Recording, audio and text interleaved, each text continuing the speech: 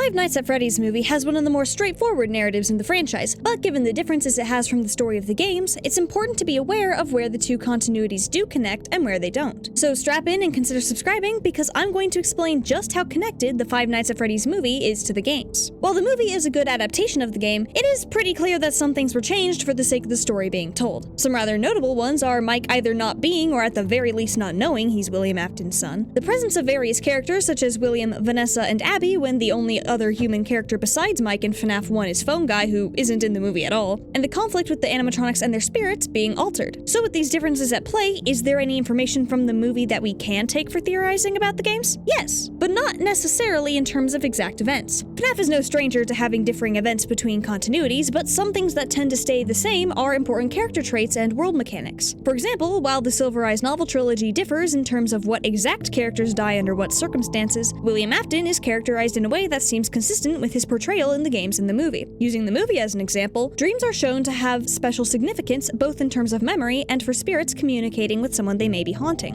which is something we see in the games with FNAF 2's dream sequences, pretty much all of FNAF 4, and potentially all the minigames in general being dreams and memories of past events caused or manipulated by the spirits haunting the place. Speaking of dreams, have you ever dreamed about theorizing with the help of an emotional support plushie that won't judge you for screaming when the Lord makes you want to bash your head against a wall? Well, now's your chance with the idsfantasy makeshift plushie. Linked in the pinned comment and video description is an official makeshift petition that will be ending 1 p.m. Eastern Time on November 18th, and if it receives 200 pledges from people wanting the plushie, I'll be able to work with Makeshift to have me transformed into a marketable plushie. But if the goal isn't reached, the plushies won't get made at all, so if this is at all of interest to you, make sure to check out the petition and leave your pledge before it ends. I would really appreciate it if you did. Anyway, because of the way world mechanics carry over and characters tend to share a lot of similarities with their counterparts from other continuities, we can get a pretty good idea of what aspects of the movie might be important when it comes to understanding just what's happening in the game's versions of events. While I've already talked about the whole dream thing, there are a couple other things from the movie that I think are interesting to know when considering the games, such as the way spirits work and how certain characters in the movie connect to their game counterparts. Ghosts are central to the story of FNAF, but in spite of that, what they are and how they work is something that isn't super well understood by every member of the fanbase, particularly when it comes to how the spirits think and act. This is partially because a lot of this is explained more in the books, which not as many people read, but the movie helps clarify and confirm some things in regards to hauntings as well.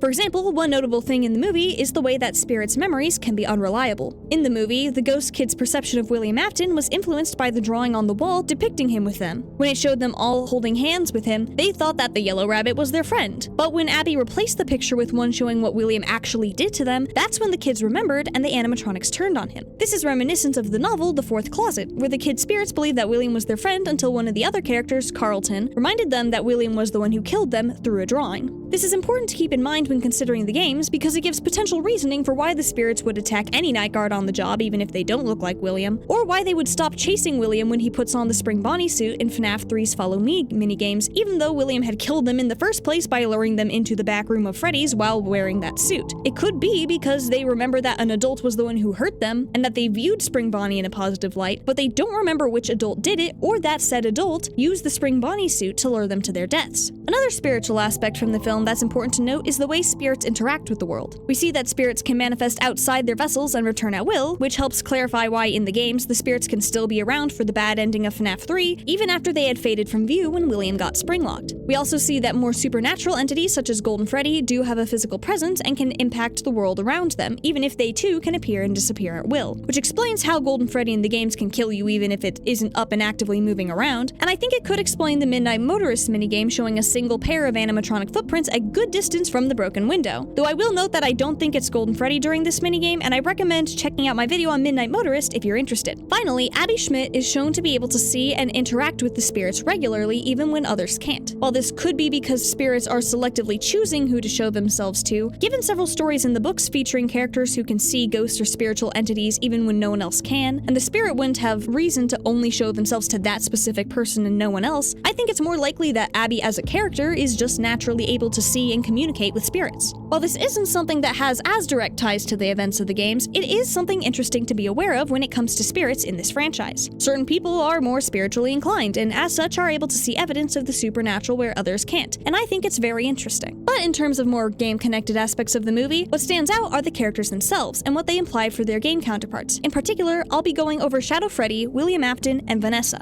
While we don't actually see Shadow Freddy up and moving around in the movie, there is one character, Max, who ends up stuffed in a suit that looks suspiciously like the Shadow animatronic, particularly if we go off of how Shadow Freddy was teased shortly before the release of the movie. However, I don't think this is intended to say that the shadows are actual physical suits, but rather to parallel what happened to Shadow Freddy's creation. In FNAF 4, the animatronic nightmare is labeled Shadow Freddy in the files, implying a link between Shadow Freddy and the FNAF 4 nightmares, which are experienced by Michael Afton living through the experiences of his younger brother, the Crying Child. While that's something I go into more depth about in my Midnight Motorist video, this connection is important to note in context of how both Max and the Crying Child die, being forced into and bitten by a bear animatronic. The fact that Max ends up in a Shadow Freddy suit after getting bitten by Freddy could be taken to mean that the Crying Child being bitten by Fredbear led to a similar result of Shadow Freddy. While it isn't certain that this is what's meant to be implied, I think it would work pretty well to explain the origins of the Shadow animatronic. But even if this connection is more implied, there are other character connections that are more direct and also have pretty interesting implications for the games. Take William, for instance. We get a lot more character from him here than most parts of the franchise, and while he doesn't get a ton of screen time, from what he does have and from what other characters say about him, there's some good information to be had here. For one, we get a first-hand look at his abysmal parenting skills, and we get an excellent demonstration of how easily he swaps between the roles of normal dude, deranged serial killer, and abusive father. But one thing I find interesting in terms of theory debates isn't something he specifically does, but something that Vanessa says about him. One debate sometimes had in the community is whether or not William Afton stuffed the kids' bodies in the animatronics to hide them, or if it was the puppet who put them in there to make sure the animatronics would be possessed based on FNAF 2's Give Gifts, Give Life minigame. While the Silver Eyes novel had it so William was the one to hide the bodies there, the puppet didn't make an appearance in the series at all, so it wouldn't really have had the chance and as such is sometimes discarded as evidence. However, with the movie teasing the puppet by playing its music box theme in the credits, it seems as though the puppet will be a part of the story in the movie continuity. This is very interesting in the context of Vanessa explaining that when William killed the kids, he was the one to hide their bodies in the animatronics. With this in mind, I think that Give Gifts, Give Life is meant to be more symbolic of the puppet giving life to the animatronics through working with the spirits rather than the puppet literally being the one to cram the bodies into the suits. But speaking of Vanessa, she's a character that's very interesting in the context of her game counterpart. While this movie is based on FNAF 1, Vanessa in the games is from games that take place decades after the start of the franchise. While she fills a similar role, being a figure of authority who's being manipulated by William behind the scenes, when the character was announced for the movie, I found it strange to include Vanessa so early on in the timeline instead of introducing a new character to fill that role. At least I did, until the movie revealed that Vanessa Shelley was really Vanessa Afton. Now, why does this reveal matter when considering the games? After all, just because Mike Schmidt in the movie isn't Michael Afton doesn't mean that the evidence pointing to Mike being an Afton in the games is suddenly irrelevant. Different continuities with different storytelling needs and all that. However, with Vanessa, it seems to be more than just a change for narrative convenience, particularly since the movie was being written during the security breach era of the franchise. The fact that she was used in the movies and made an Afton seems very deliberate given Scott chose to include her at all, and I think there's a reason for that. One thing that's always stood out to me about Vanessa in the games is that in her therapy recordings, we find out that Vanessa has a dad named Bill, which is short for William, was told by her dad that he'd always be watching her, and that she has him compartmentalized in her mind. Given Vanessa was actively helping Glitchtrap, was likely referring to him in terms of being watched and having her dad compartmentalized in her mind, this indicates that she sees her father, Bill, and Glitchtrap as the same person. So when Vanessa in the movie is revealed as an Afton, this seems to imply that Vanessa in both of her iterations is the daughter of William Afton. The issue is, how exactly would that work? Security Breach takes place in like the 2030s, and based on some of the FNAF AR emails that weren't released, she was 23 at some point after getting the security job, which doesn't really work with William getting spring-locked and sealed behind a wall before she would have been born. Well, I think it's because Vanessa, the Help Wanted beta tester, isn't William's daughter.